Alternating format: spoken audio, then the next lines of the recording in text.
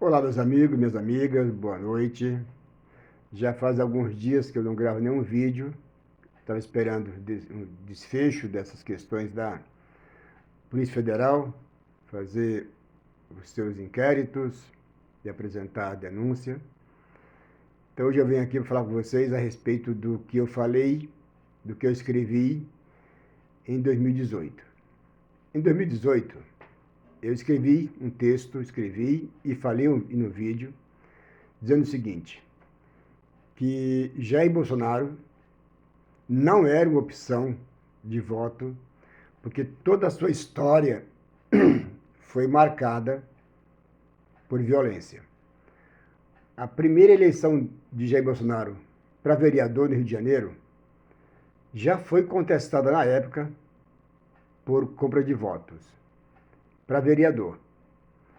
E naquela época, o apoio que ele tinha, ele foi eleito com o apoio de toda a milícia do Rio de Janeiro, além de ter sido expulso do exército por questões de terrorismo. Depois ele foi deputado estadual e, como deputado, implantou a chamada rachadinha no Rio de Janeiro, sempre com fantasmas, desvio de dinheiro público e assim por diante. Como deputado federal, por 7 mandatos, são 28 anos, esse cara nunca foi à tribuna do Congresso para defender um direito social. Nunca defendeu um trabalhador brasileiro. Sempre que ele ia para agredir a democracia, agredir as instituições da República, desrespeitar negros, periferia, pobres, mulheres, índios e assim por diante. Ele se orgulhava de votar contra os trabalhadores brasileiros.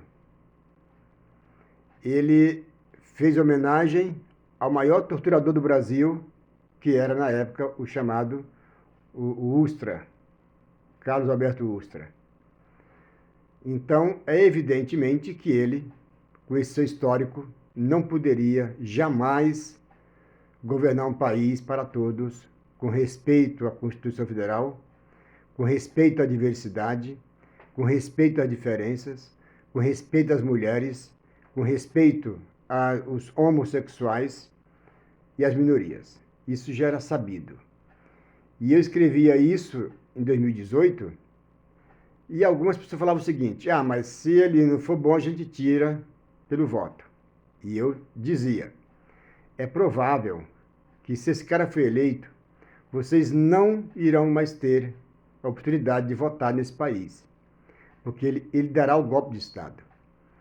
Porque ele já deu diversas entrevistas, inclusive quando ele era deputado, dizendo que se fosse presidente do Brasil, ele daria um golpe de Estado, porque ele não via solução na democracia. Para ele, tudo era questão de regime militar, regime de exceção e ditadura militar. E com isso, Bolsonaro ficou durante 4 anos no governo federal, incitando, maltratando, desrespeitando as instituições democráticas do poder da República, os poderes constituídos, desrespeitando a Constituição Federal, desrespeitando o Congresso, o STF e o Legislativo. Ele ficou durante 4 anos de governo dele, dizendo que no fim ele daria um golpe. A não ser que ele fosse eleito de novo. E se ele fosse eleito de novo, em 2026 ele daria o golpe de novo, porque ele não queria sair do poder. Regime militar é assim: gosta do poder. Chegou ao poder e não quer sair mais. Portanto, durante toda a minha vida, como bacharel em Direito que sou, eu nunca vi na nossa história um presidente da República cometer tantos crimes de responsabilidade como Jair Bolsonaro cometeu durante seus 4 anos de mandato. Jair Bolsonaro foi o homem que disseminou ódio nesse país, violência nesse país, desrespeito à sociedade. Na pandemia, por exemplo, ele foi omisso, ele disseminou ódio, não cuidou do povo, deixou milhares de pessoas morrer à míngua, porque ele foi omisso.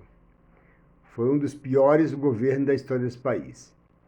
E é evidente que com esse governo de Bolsonaro apoiado no militarismo das Forças Armadas, além dele não ter conseguido o apoio das Forças Armadas para o golpe, ele levou para dentro do governo dele as Forças Armadas e jogou todo o prestígio e o respeito que as Forças Armadas tinham nesse país para a lama. Jogaram no esgoto. Porque hoje, por exemplo, foi indiciado 37 pessoas pelo golpe de Estado, por organização criminosa, abolição do Estado Democrático de Direito e pelo fato também deles terem tentado organizar o assassinato de Lula, Alckmin e Alexandre de Moraes. Portanto, era evidente que um homem que cometeu tantos crimes não poderia ficar impune. Logicamente, que a PF entregou o relatório hoje para a PGR, dentro do seu trâmite legal, vai verificar as provas, os indícios, vai oferecer denúncia, se for o caso, ou arquivar algumas, se for o caso.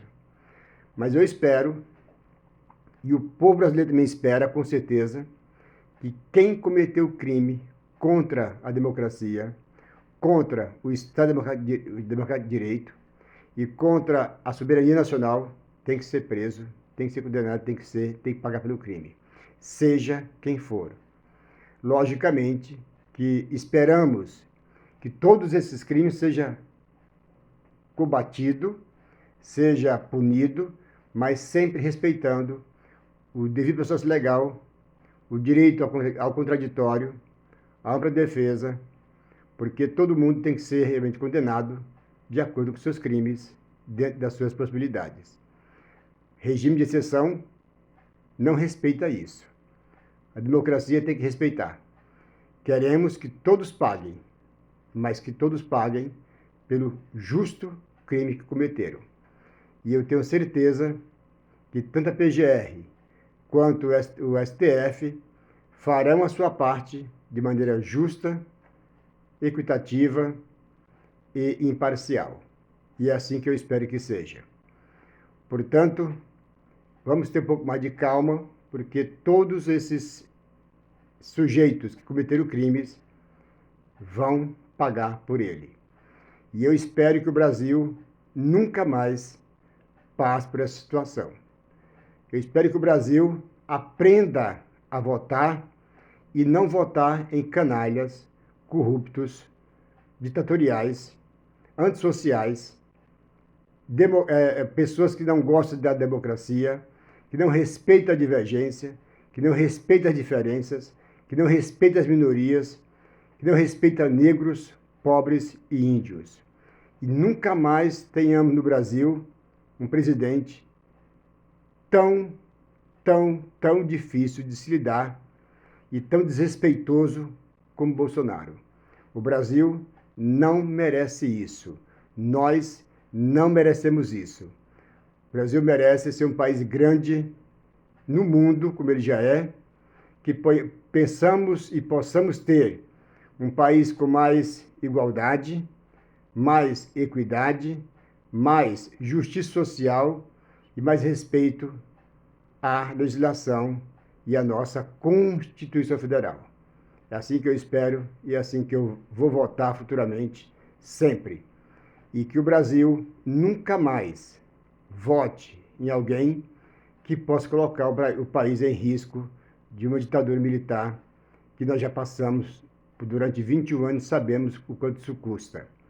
Então, que o povo brasileiro, se que for votar, vote com dignidade e respeito à democracia e ao Estado Democrático de Direito. Um forte abraço, até a próxima.